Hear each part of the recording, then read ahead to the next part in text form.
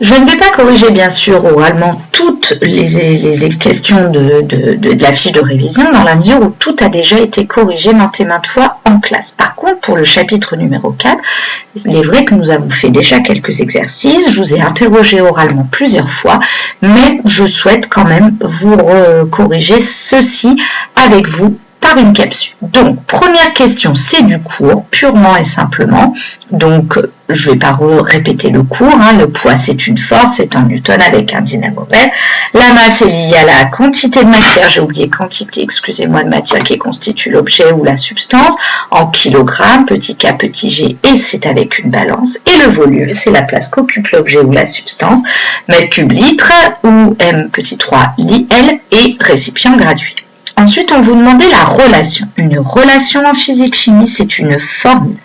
Vous, pour l'instant, vous connaissez deux formules. La formule de la vitesse, j'espère que tout le monde l'a, V égale D sur T, et la formule du poids, P égale M fois G.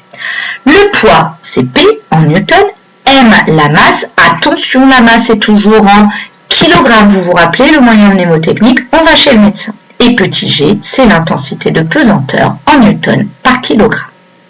Une fois qu'on a fait ça, nous allons passer à l'exercice. Donc, dans l'exercice, déjà, on fluote les données importantes. Je ne vais pas vous montrer cette phase.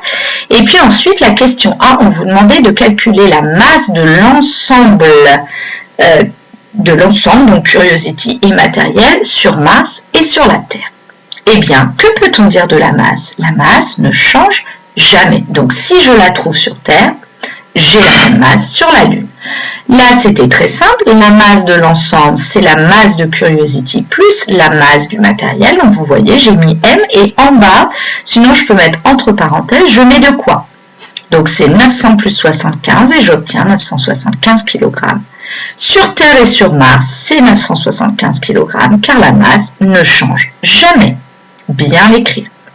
Ensuite, on vous demande de déterminer le poids sur la Terre et de justifier.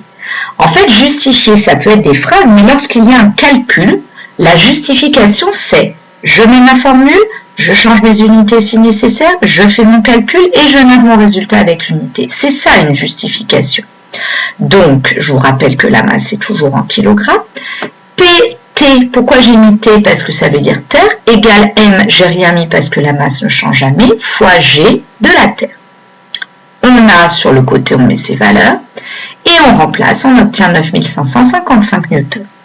Sur la Mars, ça va être exactement la même chose, mais au lieu de mettre P avec un T, on va mettre P avec M pour Mars, fois GM ici. On remplace par les valeurs et on obtient bien sûr un poids moindre puisque l'intensité de la pesanteur sur Mars est plus petite. Pour finir, nous allons passer à la Lune et là, on me demandait de déterminer le G de la Lune, l'intensité de pesanteur sur la Lune. Eh bien, j'ai P égale M fois G, je mets L pour dire qu'on est sur la Lune, donc G égale P divisé par M. PL sur M, je remplace et j'obtiens bien entendu environ 1,6 Newton par kilogramme. À mon tour maintenant de vous donner encore quelques conseils. Surtout, vous ne stressez pas, d'accord, ça va aller, il n'y a pas de raison. Si vous apprenez correctement, vous y arriverez, c'est simple.